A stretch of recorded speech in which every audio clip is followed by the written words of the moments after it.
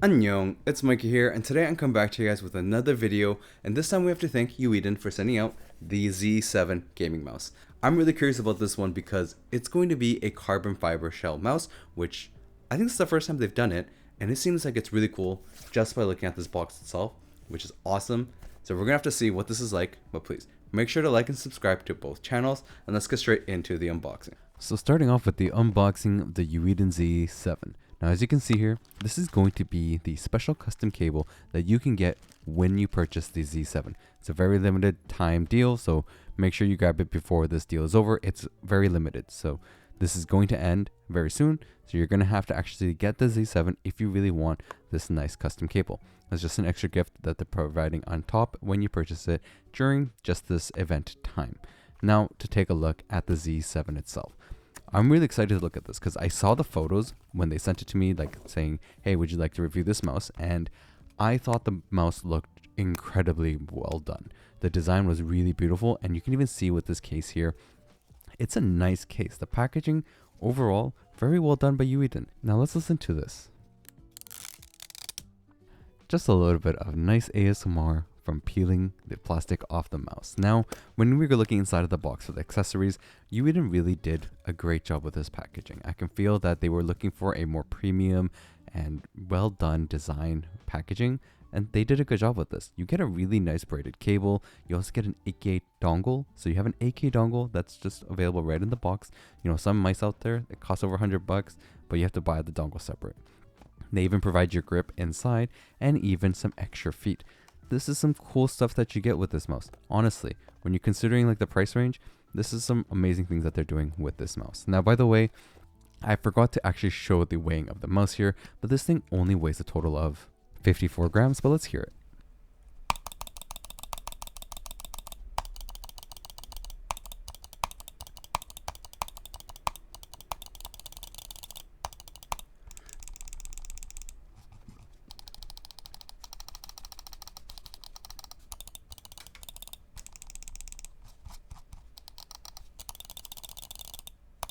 We've done the unboxing. We've taken a look at the mouse itself when we unboxed it. This right here is going to be the Z7 gaming mouse, and it feels so nice. The design of this mouse, I'm quite impressed with. Like, I really love how this looks, and the carbon fiber feels really nice on my hands. It's kind of got like a slippery feel, but at the same time, it's also got a nice grip to it as well. It fits perfectly in my hands, which is what I love about it because I have small hands. So here is my hand size, and if you compare it, it's actually quite small. And the mouse fits perfectly in this hand, which is what I love about it. I personally like mice that are a little bit smaller, just so that I can really have a nice grip. I really think they did a great job with just the design aspect of it, and this is something that I really am looking forward to in general. For most of the mice that I've used so far, like for example the Glacier 8K, I really love the design, which is what made me really like using it, but the battery life was horrible, so that's the reason why I stopped using that one. Then I got the M-Chose, which was going to be the K7 Ultra.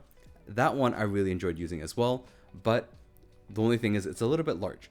This one is perfect for me in terms of my hand, which is what I love about it. And when I have control over the mouse, that's something I personally prefer. We're going to really have to go a little bit more in depth though. So we're going to take a look at the software, check out the gaming, and then we're going to go into a little bit of tests of like the sliding, the gliding, and things like that of this mouse, especially compared to some other mice that I have. So let's go straight into that. So let's first take a look at the pricing of the Eweadn Z7. Now, we can see here, this is their new flagship gaming mouse. Sorry, for some reason, the page just randomly scrolled down. Right now, this is in Canadian pricing, so it's $126 Canadian. USD, it's going to be $89.90, so $90 USD on sale. Normal price, $109 USD, and then $152 for Canadians. This is quite interesting, right? Normally, Eweadn's mouses were going to be a little bit on the cheaper side, right? The S9, you were looking at around $50. This one is definitely double the price of what it used to be. But I gotta admit, the whole carbon fiber composite shell is incredibly well done. You can actually feel it in the material of the mouse itself. The clicks on this mouse, by the way, is actually quite loud. You will hear a little bit of like that ping sound from the clicks. I actually really enjoyed it. When I was live streaming and people were looking at the mouse, people were questioning what mouse it was because it just looks so good. This thing also has a dual AK polling, and it has an incredibly nice scroll wheel, which is very smooth, but you still get like a little bit of the notches when you are scrolling. It feels well done. This software is actually a web app, so you don't have to download anything. You can, they do have a downloadable version, but I prefer web apps because I don't like downloading things onto my computer. I just feel like over time it just creates bloat, and because I review so many different keyboards and stuff, it's just a lot of things I have to download. So I prefer just having a web app available, and this is what they have. The web app is very simple. I'm gonna be honest with you, it's not something crazy. You're not gonna be getting something like Logitech or Razer, but it's more than enough what you need for setting up your mouse. You even get macros. You can set up the different types of brightness, but this mouse doesn't really have any lighting to it. And you can even do things like 20K FPS scanning frame rate, which is very interesting. I haven't seen this before. Very interesting to see. The battery life on this thing is not too bad, by the way, but if you do run at 8K, just note that you're going to be only getting 3 days of use. And then if you run it at 4K, you should get a whole week. Now, the thing I like to test here was within Wingman in Apex is just flicking. So like, how is the mouse times of flicking and trying to get my aim correct. And this mouse has been really nice. This is the next thing I wanted to test, was just recoil control and how hard is it to use this mouse in terms of recoil control. So that was right there, just no recoil control. And right now it's controlling the recoil slightly. I'm moving, so it's going to obviously have a little bit of recoil smoothing. But overall, I'm very impressed with this mouse. It feels incredible in my hand. It feels so comfortable. I haven't tried a mouse this comfortable in a while, to be honest with you. I've tried different Logitech mice.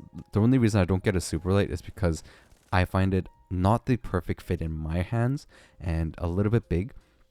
The Glacier 8K from Chilkey was a good mouse, but the battery life, again, just too short for me to use long term. I had to charge it every single day with that mouse. But this mouse, I'm charging it between 3 to 5 days and like even a week. So I've had this mouse for about 2 weeks now, and it's been really great. And as you can see here, that's actually me testing out the scroll wheel, because in general, when you are using the scroll wheel in Apex, it's important to have a good one to do tap strafing and being able to do different movement tech. And this mouse's scroll wheel was just so comfortable.